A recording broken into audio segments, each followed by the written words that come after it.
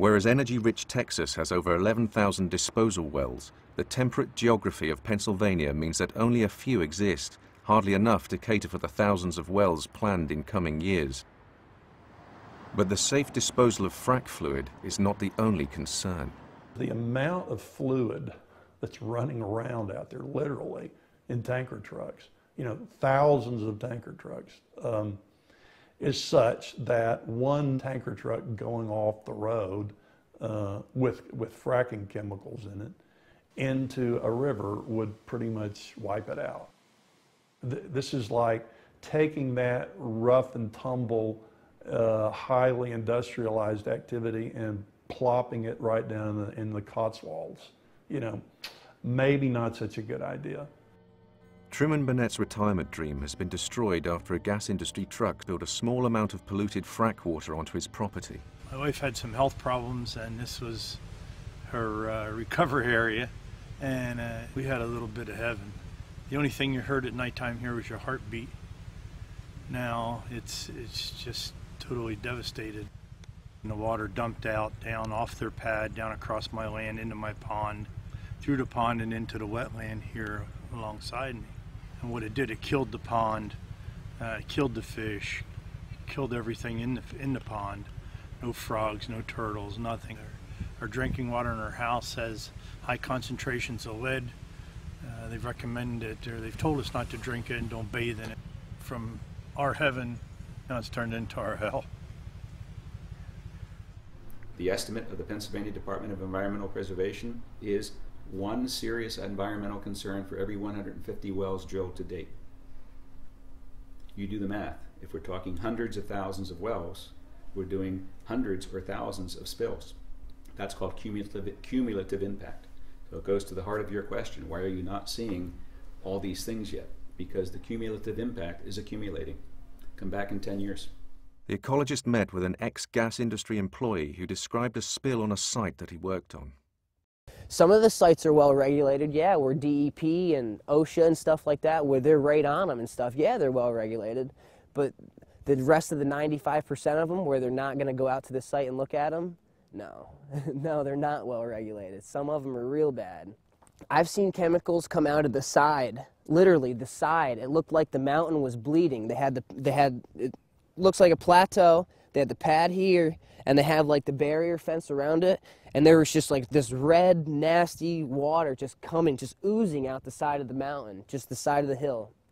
So they're not doing something right. But a toxic cocktail of chemicals is not the only worrying component in frac wastewater. Critics argue it could contain far more dangerous substances. These shale deposits are rich in radium, radium-226.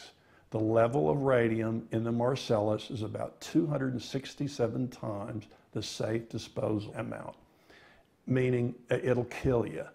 So there's anecdotal evidence that these frac fluids will leach uranium out of these shale deposits.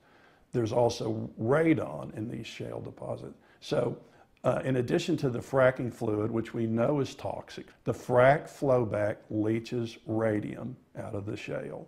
The radium is carcinogenic, and that's something that's being introduced to the surface in a spill that wasn't there before.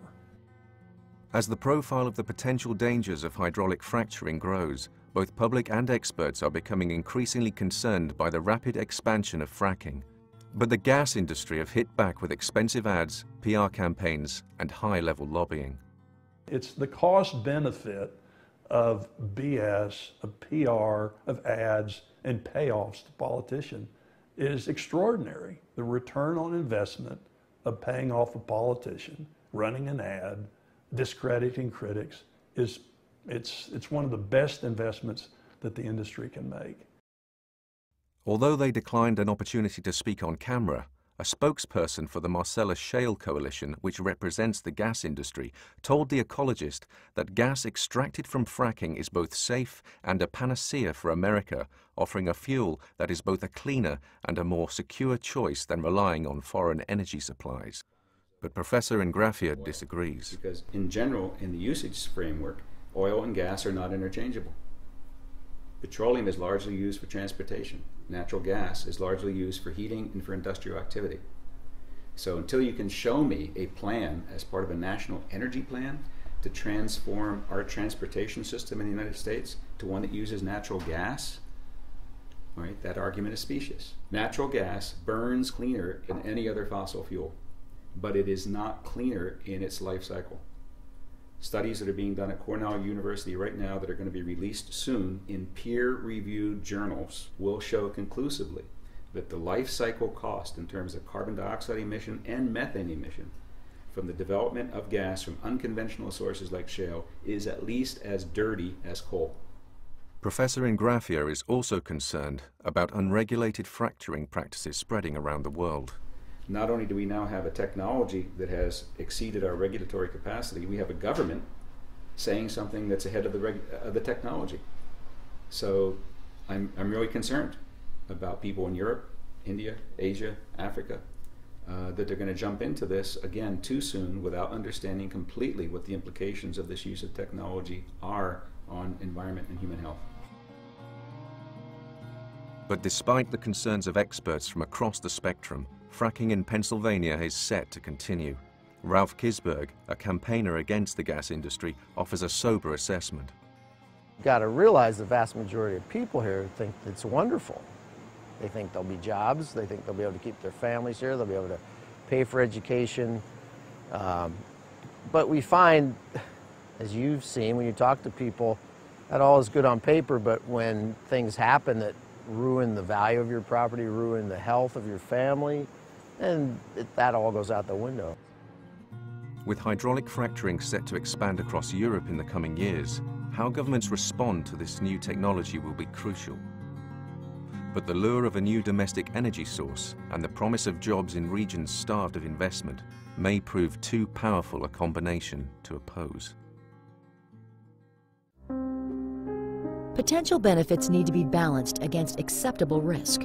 For that, you need facts, like what's really in the 5 million gallons of fluid, including the 75,000 gallons of chemicals used to frack a single well. Under the Bush administration's Energy Policy Act of 2005, companies didn't have to tell you. However, in September 2010, 8 companies responded to an EPA request for information. It took a subpoena to get Halliburton, the company that pioneered fracking, to respond. Fracking chemicals are linked to bone, liver, and breast cancers, gastrointestinal, circulatory, respiratory, developmental, as well as brain and nervous system disorders. And they are in frack waste and may find their way into drinking water and air. And it gets worse. Today, waste from Pennsylvania gas wells, waste that may also contain unacceptable levels of radium, is routinely dumped across state lines into landfills in New York, Ohio, and West Virginia. New York does not require testing waste for radioactivity prior to dumping or treatment. So drill cuttings from Pennsylvania have been dumped in New York, Chemung, and other counties since 2009, and liquid waste is shipped to treatment plants in Auburn and Watertown, New York. It is ironic that New York State, the first in the nation to put a temporary hold on fracking pending a safety review, nevertheless allows other states to dump frack waste within its boundaries. How radioactive is this waste? Experts are calling for testing and are concerned about the contamination of the drinking supply of major population centers, including New York City. With a gas production boom underway in the Marcellus Shale and plans for some 400,000 wells in the coming decades, the cumulative impact of dumping potential lethal waste without adequate oversight is a catastrophe waiting to happen.